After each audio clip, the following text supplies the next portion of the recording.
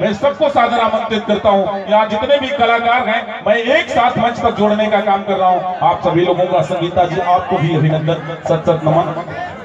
Hello, जय माता दी। Hello, यहाँ जितने भी कलाकार हैं अपने बहन के शादी में हम लोग यहाँ उपस्थित हैं।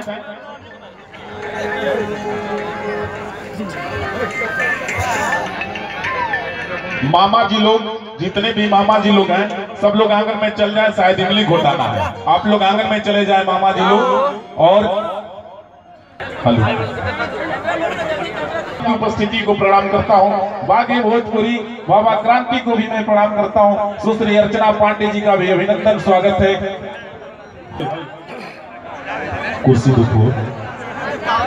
हेलो हेलो,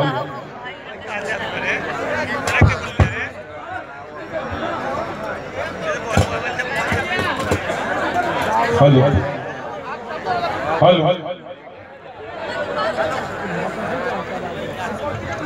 हेलो,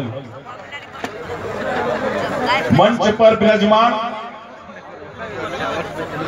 आज एक जगदम्बा के बेटा, सरस्वती पुत्र, आज एक बेटी के शादी में जो बेटी लक्ष्मी है, मंच तक जाने का कष्ट करिए।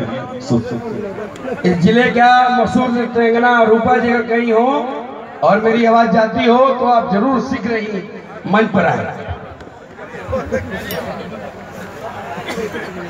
और भोजपुरी के हस्ताक्षर श्री अजय पांडे जी का सम्मान लोको पायलट श्री पप्पू